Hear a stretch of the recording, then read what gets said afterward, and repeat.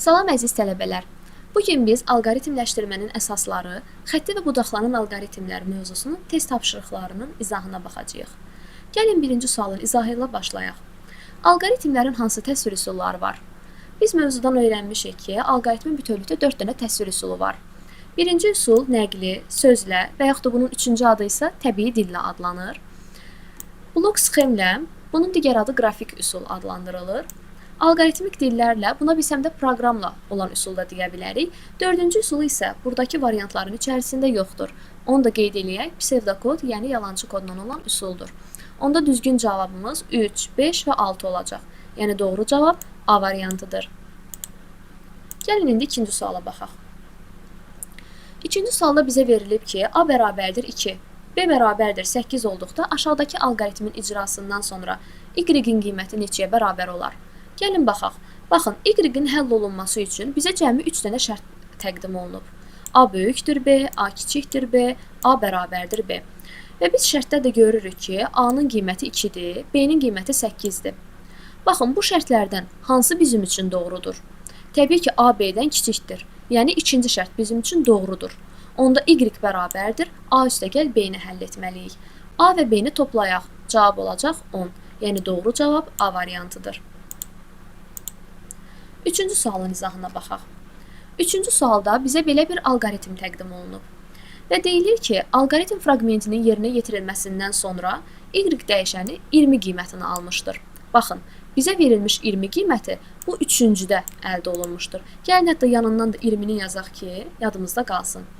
Bu alqoritm fraqmentinin yerinə yetirilməsinə qədər X dəyişəninin qiyməti neçə olmuşdur? Yəni, baxın, bizdən bu X-i soruşur. Biz bunu tapmalıyıq.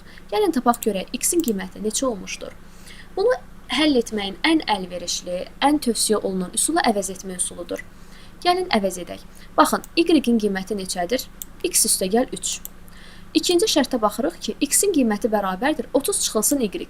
Burada biz Y-in yerinə X çıx 3 yaza bilərik. Bəli, yaza bilərik. Gəlin yazaq. Onda olacaq 30 çıxılsın X üstəgəl 3 yazmalıyıq. Mötərizə içərisində yazaq və xırda-xırda həll edək ki, hər kəsə aydın olsun. Gəlin indi mötərizəni açaq. Bilirik ki, mötərizədən kənarda mənfi işarəsi varsa, müsbətlər olacaq mənfi. Onda olacaq 30 çıxılsın X, üstəgəl də mənfiyə çevriləcək. Çıxılsın 3 bərabərdir. Hətta bunu qısalda da bilərik. Yəni 30-dan 3 çıxırıq olur 27, 27-dən X çıxırıq. Baxın. Son nəticəmiz budur. Y-in qiyməti X üstəgəl 3-dür, X-in qiyməti 27 çıxılsın X-dir.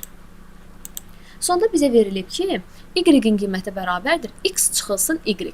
Onda gəlin yerinə qoyaq da 27 çıxılsın X, 27 çıxılsın X-dən çıxırıq, Y-in qiymətini, yəni X üstəgəl 3-ü. Bunları da çıxaq. Hətta burada mötərizəni aça da bilərik. Gəlin ilə açaq. Mötərizəni açanda çıx X, üstəgəl 3 isə qarşıda mənfi olduğuna görə olacaq çıx 3. Onun da qiyməti bərabərdir 20-yə. Şərtdə bizə verilmişdir ki, Y dəyişəninin sondakı qiyməti 20-yə bərabərdir. Gəlin hesablayaq. Hesablayaq.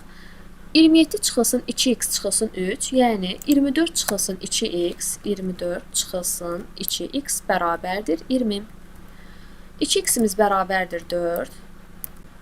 X-imiz də bərabər olacaq 2. Yəni, X-in ilkin qiyməti 2 olmuşdur. Doğru cavab A variantıdır.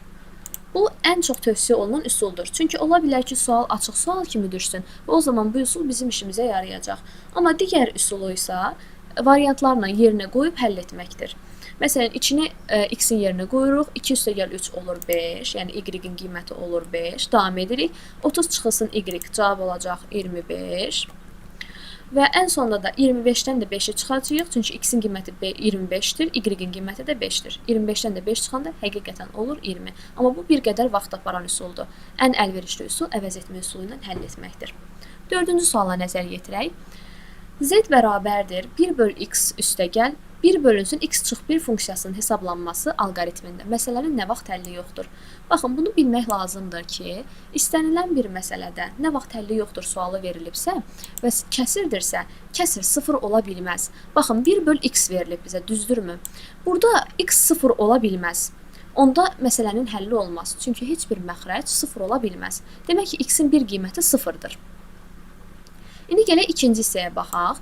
1 bölünsün x çıx 1, məxrəci 0 ola bilməz. X çıx 1-i 0-a bərabərləşdirəndə x olur 1. Demək ki, x-in qiyməti 0 və x-in qiyməti 1 ola bilməz. Əgər olsa, o zaman məsələnin düzgün həlli yoxdur.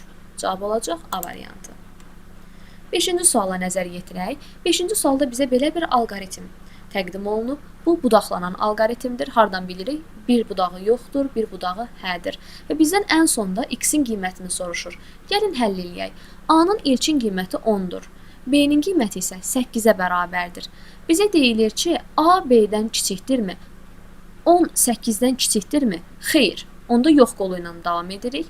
Gəlirik, düşürük aşağı və x-in qiymətini tapırıq. X bərabərdir A üstə gəl B. 10 və 8-i toplayırıq. Cavab olur 18. Yəni doğru cavab C variantıdır. 6-cı suala baxaq. A bərabərdir 9. B bərabərdir 2 olduqda aşağıdakı alqoritmin icrasından sonra y-in qiyməti nəyə bərabər olar? Baxın, yenə bizə iki şərt təqdim olunub. A böyükdür B, B böyükdür A. Gəlin şərtdəki qiymətləri yerinə qoyaq. 9 2-dən böyükdürmü? Bəli, böyükdür. Onda biz birinci misalı həll eləməliyik. Yəni y bərabərdir A üstəgəl B-ni həll etməliyik. 9 və 2-ni toplayaq, cavab olacaq 11. Yəni A variantı doğru cavabdır. 7-ci suala baxaq. Baxın, burada ifadə, alqoritm ingilis dilindəki ifadələrlə verilmişdir. Ümumiyyətlə, bunu həll etmədən əvvəl bir şey yadda saxlayırıq ki, əgər and verilibsə, hər ikisi doğru olmalıdır. Hər iki şərt doğru olmalıdır. Əgər or verilibsə, hər ikisi doğru ola bilər. Biri doğru, digəri yanlış ola bilər. Bunu mütləq şəkildə yadımızda saxlayırıq. İndi gəlin məsələni həll eləyək. Baxın, x-in qiyməti -2-dir. Y-in qiyməti 3-ə bərabərdir. Şərtdə bizə verilib ki, if x y-dən kiçikdirsə, -2 3-dən kiçikdirmi? Bəli, kiçikdir. Yəni bunun qiyməti düzdür. Üstə gəl qoyaq yanına. And və y kiçikdir 0. 3 0-dan kiçikdir yoldaşlar. Xeyr. Amma and-də demişdik ki, hər ikisi nə olmalıydı? Doğru olmalıydı. Burada biri doğrudur, biri yanlışdır. Onda deməli mən bu z-ni həll etməyəcəyəm. Yəni bu şərti həll etməyəcəyim. Else, yəni sonra. Davam eləyək. İkinci şərtə baxacağıq. X y-dən kiçikdirmi? -2 3-dən doğrudan da kiçikdir. Yəni bu doğrudur. İndi gəlin ikinciyə baxaq. Y 5-dən böyükdür. 3 5-dən böyükdürmü? Xeyr. Amma demişdik ki, orada hər ikisi müsbət də ola bilər. Orada biri müsbət, digəri mənfi də ola bilər. Yəni onda biz bu şərti yerinə yetirməliyik. Onda y nəyə bərabərdir? 2y üstəgəl x. Onda gəlin y-in yeni qiymətini tapaq. 2y 6 üstəgəlinsin x 4. Yoldaşlar, hələ bitməyib. Y-in qiymətini tapdıq ki, y-in qiyməti 4-ə bərabərdir. Bizdən şərtdə nəyə soruşur? Bir dənə buna diqqət yetirək. Çoxları baxın, məsələni sonuna qədər həll etmir. Bizdə şərtdə x vurulsun, y-i soruşur. X-imizin qiyməti neçədir? -2-dir. Y-in qiyməti neçədir? 4. -2-ni 4-ə vuranda cavab olur -8. Yəni doğru cavab A variantıdır. Gəlin 8-ci suala baxaq.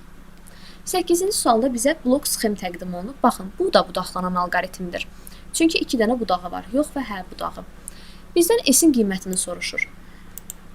X bərabərdir 6, y bərabərdir 10. Aşağı düşək, şərtə düşək. X böyükdür y. 6 ondan böyükdürmü? Xeyr, böyük deyil. Yox qolu ilə davam edirik. S bərabərdir 4x üstəgəl 3. Onda s-in qiymətini gəlin tapaq. 4x, yəni 4 vurulsun 6, 24. 24-dən də 3 çıxaq, olur 21. Doğru cavab A variantıdır.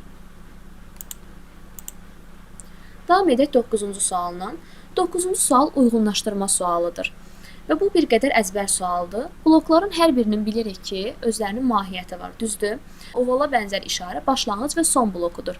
Yəni 1-ə gəlir Y variantı. İkinci, şərt bloku, məntiqi blok da adlandırıla bilər. Hətta buna seçmə blok da deyilir. Baxaq görək variantlarda hansı var? Variantlarda ancaq məntiqi blok var. Ona görə 2-yə A gələcək. Üçüncüsü isə düzbucaqlıdır. Yəni bu düzbucaqlı isə olacaq proses bloku. Yəni Y variantı. Düzgün cavab olacaq D variantı. 10-cu suala gəlin baxaq. Aşağıdakı məsələnin həll alqoritmində blok sxemdə şərt blokundan neçə dəfə istifadə olunacaq? Gəlin bu mövzunu biraz xatırlayaq. Şərt blokundan neçə dəfə istifadə olunacaq sualı düşəndə biz nəyi hesablayırdıq? Bir ədəd oxu çəkirdik. Əgər ədəd oxunda mənfi sonsuzluqdan müsbət sonsuzluğa şərti ödənirsə, onda n-1 düsturunu tətbiq eləyirdik. Əgər mənfi sonsuzluqdan müsbət sonsuzluğa davam etmirdisə, o zaman n şərti ödənirdi. İndi gəlin baxaq görək bu misalda hansı şərt ödənir? S bərabərdir. Baxın, heç bunlara baxmağa ehtiyacımız yoxdur. Baxın, bu əvvəldə yazılmış hissələrə nəzər yetirməyə ehtiyac yoxdur. Biz şərtlərə baxacağıq. X böyükdür 0, X bərabərdir 0, X kiçikdir 0. Baxın, bu ədəd oxu üzərində qeyd olunanda mənfi sonsuzluqdan müsbət sonsuzluğa şərtini ödəyir. O zaman şərt blokundan n-1 dəfə istifadə olunacaq. N nə qədərdir? Baxın, birinci şərt, ikinci şərt, üçüncü şərt. 3-dən biri çıxaq, düzgün cavab 2-dir. Yəni, B variantıdır. 11-ci suala gəlin baxaq. Alqoritmin icrasından sonra x-in qiyməti neçə olacaq? Gəlin baxaq. A-nın qiyməti 8-dir. B-nin qiyməti isə 6-ya bərabərdir. Şərtdə verilib ki, A böyükdür B. 8 6-dan doğrudan da böyükdür. Onda H qolu ilə davam edirəm. X-in qiyməti bərabərdir. B üstəgəl 3. B-nin üstünə 3 gəldik, oldu cavab 9. Baxın, bunu qeyd eləyək ki, yaddan çıxmasın. X-in ilkin qiyməti oldu 9. Davam edək. X bərabərdir B üstəgəl A. B-nin qiyməti 6-dır. A-nın qiyməti isə 8-dir. B üstəgəl A olacaq 14. Düzgün cavab 14-dür. Baxın, burada bir məqam var. 9-da verilib şərtdə, 14 də verilib şərtdə. Amma nəzər yetirək, 9 olan cavab, yəni x bərabərdir B üstəgəl 3 yuxarıdadır. Amma x-in qiyməti sonra yenidən dəyişir. X nəyə bərabər olur? B üstəgəl A-ya bərabər olur. Ona görə də biz 9 olanı deyil, 14 olanı seçməliyik. Davam edək. 12-ci suala gəlin baxaq. 12-ci sualın yarısı burada düşüb. Keçirək o bir tərəfə. Alqoritm yerinə yetirdikdən sonra C dəyişəni hansı qiyməti alacaq? Baxın, x-in ilkin qiyməti 3-dür. Y-in də ilkin qiyməti 5-ə bərabərdir. Bizə verilir ki, C bərabərdir Y. Y neçədir? 5-dir. Onda gəlin yazaq da. C onda bərabər olacaq 5-ə. X bərabərdir. Y çıxılsın 3. Y-in qiyməti 5-dir. 5-dən gəlin 3 çıxaq. 5-dən 3 çıxanda olur 2. Onda X-imizin yeni qiyməti oldu 2. Baxın, yadda saxlayaq ki, əvvəlki qiyməti artıq unuduldu. Aha, Y bərabərdir. C çıxılsın X. C-nin qiyməti neçədir? 5.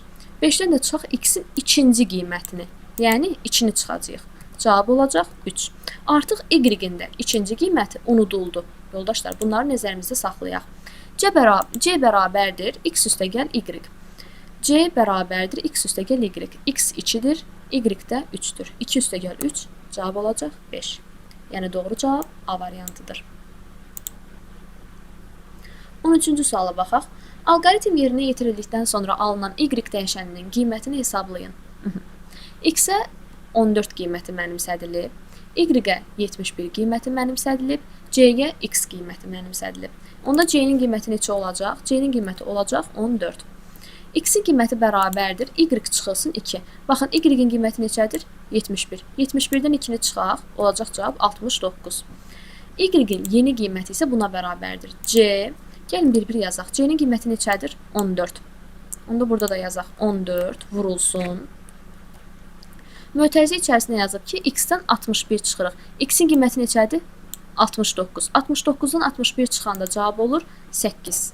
14-ü də 8-ə vuranda düzgün cavab olur 112. Yəni, doğru cavab C variantıdır. 14-cü suala baxaq. A bərabərdir 5, B bərabərdir 7. Əgər A böyükdür B, gəlin baxaq. 5 7-dən böyükdürmü? Xeyr. Onda biz bunu həll eləməyəcək, düzdür? Keçirik əks halda olan hissəyə. Əks halda B bərabərdir 2 vur A. Onda B-nin qiymətini hesablayaq da, A-nın qiyməti 5-dirsə, B də 2 vur A-dırsa, 2 vurulsun 5 olur 10. B-nin ikinci qiyməti, yəni əsas qiyməti artıq oldu 10. B-nin 7 qiyməti unuduldu. C-yə baxaq. C bərabərdir A üstə gəlinsin B. A-nın qiyməti 5-dir, B-nin qiyməti isə 10-dur. 10 üstə gəl 5, doğru cavab olacaq 15. Yəni, düzgün cavab B variantıdır. 15-ci suala baxaq. A-nın qiyməti 20-dir, B-nin qiyməti 15, C 7, D 3 olduqda aşağıdakı alqoritmin icrasından sonra Y-in qiyməti nəyə bərabər olar? Gəlin baxaq. Görək hansı şərt ödənir? C D-dən kiçikdirmi? 7 3-dən kiçikdir. Xeyr. Onda deməli birinci şərti həll eləməyəcəyik. A böyük bərabərdir B. 20 15-dən böyükdürmü? Bəli, böyükdür. Ona gəlin ikincini həll eləyək. Yəni C üstəgəl D-nin qiymətini tapaq. C 7-dir, D isə 3-ə bərabərdir. 7 üstəgəl 3 10. Doğru cavab C variantıdır. 16-cı suala baxaq. 16-cı sualda bizə nə istəyir? Y və x dəyişənlərinin y bərabərdir -2, z bərabərdir -1 ilkin qiymətlərində alqoritmin icrasından sonra z dəyişəni hansı qiyməti alır? Y-imiz -2-dir. Z isə -1-ə bərabərdir. Gəlin bunu keçək digər tərəfə. Y böyükdür 0. Gəlin baxaq. Y 0-dan böyükdür? Xeyr. Onda yox qolu ilə davam edirik. Z bərabərdir y üstəgəl z. -2 üstəgəl -1. Doğru cavab olacaq -3. Baxaq görək. Aha, -3. Doğru cavab olacaq Y variantı. Gəlin indi 17-ci sualın izahına baxaq. 17-ci sualda bizdə soruşulur ki, alqoritmin icra olunmasından sonra C dəyişəni hansı qiyməti alacaqdır? Gəlin baxaq. A bərabərdir 30, B bərabərdir 6. A bərabərdir A böl B vur 5. Burada belə bir sual yaranır. Birinci bölməni həyata keçirək, yoxsa vurmanı? Ümumiyyətlə, riyaziyyatdan da bilirik ki, ilk növbədə vurma icra olunar, ondan sonra bölməni həyata keçirərik. Onda gəlin icra eləyək. B-ni 5-ə vuraq. B-nin qiyməti 6-dır. 6-nı 5-ə vuranda cavab olur 30. A-nın da qiyməti 30-dur. 30-u 30-a böləndə cavab olur 1. Yəni A-nın qiyməti oldu 1. Davam edək.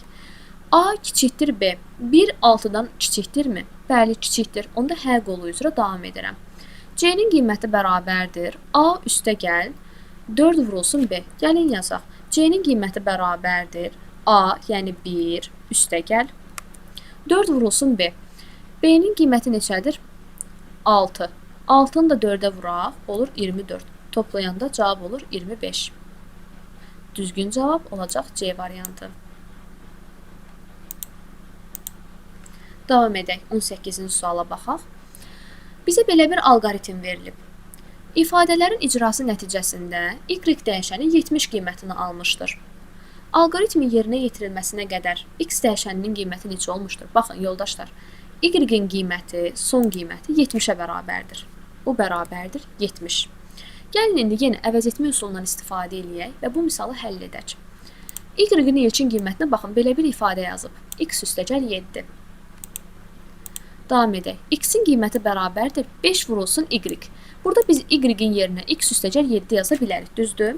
Onda gəlin yazaq. 5 vurulsun, mötərizə içərisində x üstəgəlinsin 7. Gəlin indi mötərizəni açaq, o da olacaq. 5x üstəgəlinsin, 5-i də 7-yə vururam, cavab olur 35. Baxın, x-in qiyməti 5x üstəgəl 35 oldu.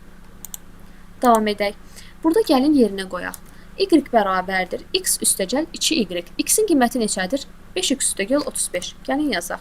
5x üstəgəlinsin 35 üstəgəlirəm.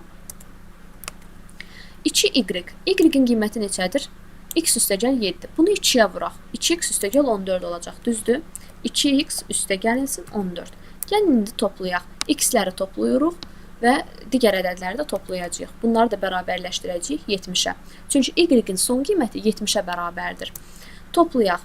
7x üstəgəl 49 bərabərdir 70-ə. 49-u keçirək sağ tərəfə.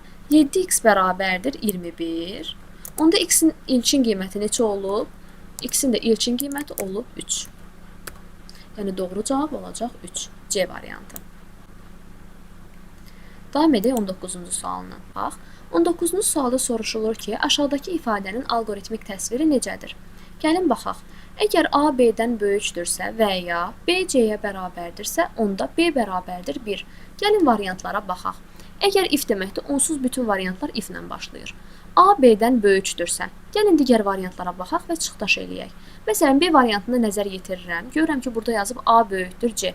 Bizə heç C verilib ki, şərtdə. Yox, demək ki, bu səhv variantdır. Davam edək. Məsələn, Y variantına da baxıram, burada da səhvlik var. Deyir ki, A böyük bərabərdir B. Amma bizdən deyirdi ki, A sadəcə B-dən böyükdür. Bərabər deyil. Onda Y variantı da səhvdir. Davam edək. Və ya, baxın, və ya or deməkdir, or. Amma baxın, D variantında and yazıbdır. Yəni D variantı da səhvdir. A variantında isə sadəcə vergül var. Bu da onsuz n-də bərabərdir. Demək ki, A variantı da səhvdir. Onda doğru cavab C variantıdır. Gəlin C variantını axıra qədər oxuyaq. B C-yə bərabərdirsə, B bərabərdir C doğrudur. Onda zen B bərabərdir 1. Həqiqətən də doğrudur. C variantı düzgün cavabdır. Gəlin 20-ci suala baxaq. 20-ci sualda S-in qiyməti bizdən soruşulur. S-ə baxaq. S-in ilkin qiyməti 30-dur. Düzdür? Sonra yazıb ki, S böyükdür 67. 30 67-dən böyükdür. Xeyr. Onda yox qolu ilə davam edirik. Gəlirik, düşürük aşağı. Baxın, burada bizə verib ki, S üstəgəl 5. 30-un üstünə 5 gələk. O da olacaq 35. Onda S-in hansı qiyməti çap olunacaq? 35. Düzgün cavab B variantıdır. Davam edək 21-ci sualdan. Alqoritmə əsasən D-nin qiymətini tapın deyir. Gəlin tapaq. Bu xətti alqoritmdir. Görürsünüz ki, bir xətt üzrə davam edir. Hər hansı bir şərt bloku, seçmə bloku yoxdur. A-nın qiyməti 2-dir. B bərabərdir A üstəgəl 3. Onda B-nin qiyməti neçə olacaq? 2 üstəgəl 3, yəni 5. Davam edək. C bərabərdir A üstəgəl B. Onda C-nin qiyməti bərabər olacaq A üstəgəl B-yə. Yəni A-nın qiyməti 2-dir, B-nin qiyməti 5-dir. Onda C-nin qiyməti olacaq 7. Davam edək. D-nin qiyməti isə bərabərdir C üstəgəl A. Gəlin yazaq. D-nin qiyməti bərabərdir C üstəgəl A 7 üstəgəl A-nın qiyməti, yəni 2 çıxılsın B. B-nin də qiymətini tapmışdıq ki, 5-dir. Gəlin bunu həll eləyək. 7 üstəgəl 2 9, 9 çıx 5 4. Yəni D-nin qiyməti 4-ə bərabərdir. Doğru cavab B variantıdır. 22-ci suala gəlin nəzər yetirək. Bunu aşağı endirək. X-ə 3 qiyməti mənimsədilib, Y-ə 5 qiyməti mənimsədilib. Aşağıdakı alqoritmin nəticəsi soruşulur. Baxın, deyir ki, C bərabərdir X. Gəlin C-ni bərabərləşdirək X-ə. Onda C bərabər olacaq 3, düzdür? Davam edək. X bərabərdir Y. Gəlin X-ə də Y-in qiymətini mənimsədək. Y 5-dir, düzdür? Onda X-imiz olacaq 5. Davam edək. Y bərabərdir C. Yəni Y-in də yerinə yazacağıq C-ni. Yəni 3 yazacağıq. Baxın, Y də bərabər olacaq 3. Bizdən ən sonunda nə soruşur? X və Y-in qiymətini soruşur. X-imiz 5-dir, Y-imiz 3-dür. Doğru cavab olacaq C variantı. Yoldaşlar, diqqət etin. Baxın, burada 3-5 cavabı da var. Yəni B variantı da var. Ani bir diqqətsizliklə sualı səhv yaza bilərdik. Bizdə hansı ardıcıllıqla soruşur? Əvvəl X-in qiyməti soruşulur, daha sonra Y-in üçün. Yəni birinci növbədə 5 yazmalıydıq, daha sonra 3 yazmalıydıq. Doğru cavab C-dir. 23-ə baxaq. 23 əzbər sualdır. Məsələnin kompüterdə həllinin əsas mərhələlərinə aid olmayanları seçək. Gəlin baxaq. Həll alqoritminin hazırlanması daxildir. Nəticələrin təhlil edilməsi, bu da doğrudur. Testləşdirmə və sazlama, bəli, tamamilə doğrudur, 5-ci mərhələdir. Məsələnin qoyuluşu 1-ci mərhələdir, düzdür. Proqramlaşdırma dilinin seçilməsi əsas mərhələlərə daxil deyil. Alqoritmin təsvir üsulunun seçilməsi, bu da əsas məsələlərə daxil deyil. Nəticələrin analizi, bu da əsas məsələlərə daxil deyil. 24-cü sualdan davam edək. Aşağıdakı təkliflərdən hansılar doğrudur? Gəlin baxaq. Alqoritm məsələnin həllini təmin edən formal qaydalar sistemidir. Tamamilə doğru bir fikirdir. İkinci suala davam edək. Bir budaqdan ibarət olan prosesə sadə strukturlu budaqlanan alqoritm deyilir. Yadda saxlayaq ki, budaqlanan alqoritmin bir budağı yoxdur.